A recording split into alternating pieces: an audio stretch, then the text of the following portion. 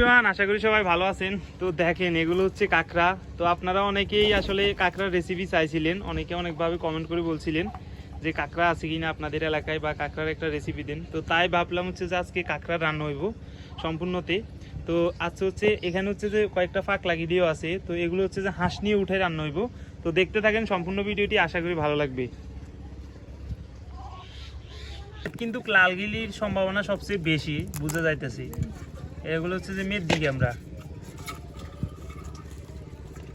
আর জানি না ঠোসকা হয় কিনা। ঠোসকা হইলে তো হাঁস বেশি হইতো না।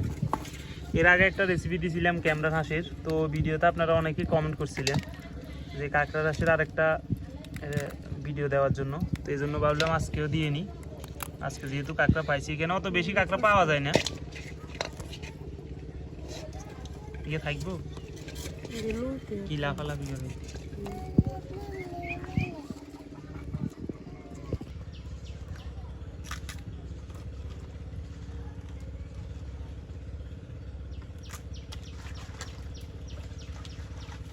আমরা হচ্ছে যে লালগিলি হইব। তো এই যে দেখেন, দুগের ভিতরে একবারে লাল, একদম পাখি লাল হয়ে গেছে।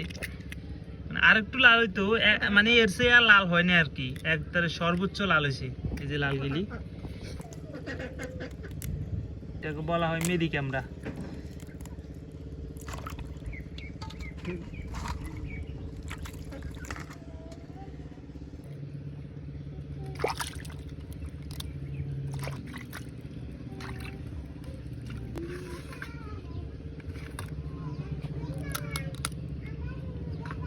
সব লাল, একবারে লাল গিলি।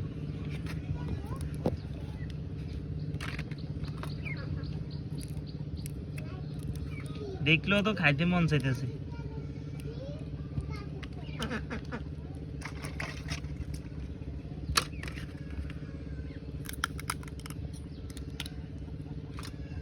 এটাও তো বেশি হাঁ কেন, তবে আর কিছুদিন থাকলে আরো হাঁকি যেত। হ্যাঁ, এটা হালকা হাঁকছে, কিন্তু এর আগে জিজ্ঞেস ছিলাম ওইটা একবার হাঁকি গেছে, লাল হয়ে গেছে। এই যে টকটিকে লাল হয়ে গেলি।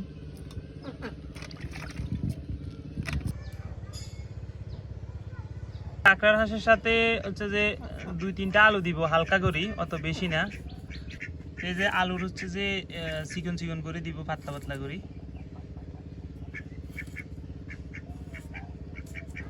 যে জল দিয়ে দিচ্ছি, যে ক্যামেরাগুলো সিদ্ধ করবো ওগুলোর ভিতরে।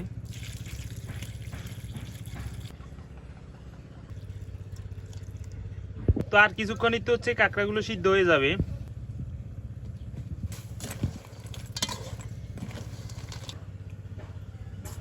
এগুলো সিদ্ধ হয়ে গেছে, এগুলো এখন নিয়ে নিতেছি।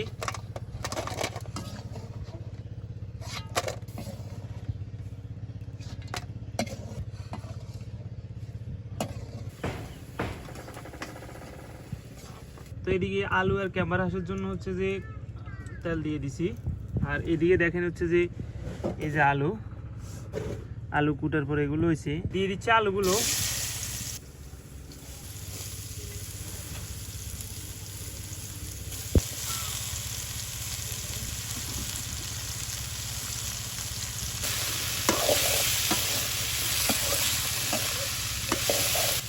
লবণ,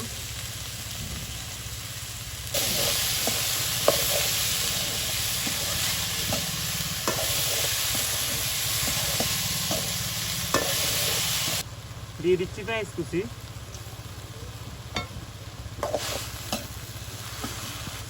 হলুদের গুঁড়া,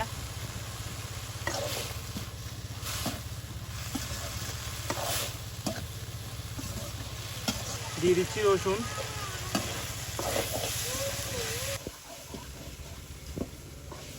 দিয়ে দিচ্ছি মরিচের গুঁড়া, জল। এই যে দেখেন ক্যামেরাগুলো সিদ্ধ করছি, সিদ্ধ করার পর এখন হাঁস নিয়ে নিতেছি। তবে দুঃখের বিষয় হলো ক্যামেরাগুলো হচ্ছে ঠোসকা পড়ছে। এই যে একবারে হাঁস কম হইব আজকে। ভাবছিলাম ক্যামেরা অনুযায়ী হাঁস ভালো হইব, কিন্তু ঠোসকা হওয়ার কারণে হাঁস একেবারে কম হইবে। এই যে ঠোসকাই 32 নয়, এই যে ঠোসকাই।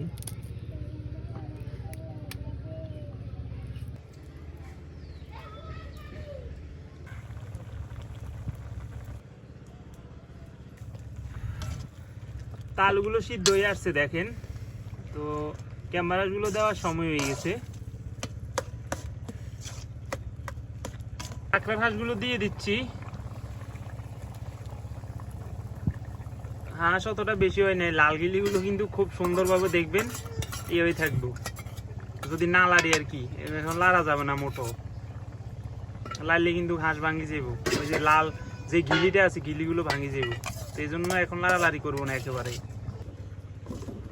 এই যে দেখেন কাঁকড়ার হাঁসগুলো প্রায় কমপ্লিট হয়ে আসছে, আর কিছুক্ষণের ভিতরে নামাই নিব। তবে ঝোল আর একটু টাইম তো হইব, এই ঝোলে কিন্তু আবার খাইতে অতটা ভালো লাগতো না। আর ঝোলটা নাবো না, হচ্ছে যে এগুলো নামাই নিব। তো দেখছেন কত সুন্দর একটা কালার আসছে তরকারির, এই যে দেখেন লাল গিলি। তো যাই হোক, রান্না বান্না শেষ, এখন হচ্ছে যে খাবার পালা। লাল গিলি দেখছেন, লাল গিলি ফুটতেছে, আগে একটা লাল গিলি খাই, টেস্টিং গিলি। লাল গিলির স্বাদটাই আলাদা আসলে, যদি পাওয়া যায় তো একটা লাল গিলির ক্যাম্বে যেতেন। এরপরে আলু দিয়ে তো খুব ভালো হয়েছে, খাইতে মজাও লাগতেছে, মাখা মাখা ঝোল, খুব ভালো লাগতেছে। আর এটা হচ্ছে ক্যাম্বার হাঁস, এই যে ক্যাম্বার হাঁস খাইছে। তবে আরেকটা কথা, দাদুর হচ্ছে অ্যালার্জি ট্যালার্জি আছে, হ্যাঁ, এরা ক্যাম্বারটা খাইলে একটু সমস্যা হতে পারে।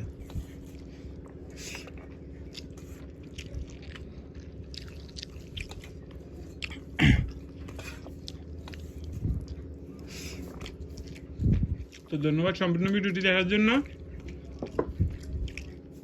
ভালো লাগলে চ্যানেলটি সাবস্ক্রাইব করবেন, পেজ হলে ফলো করবেন। সবাই ভালো থাকবেন।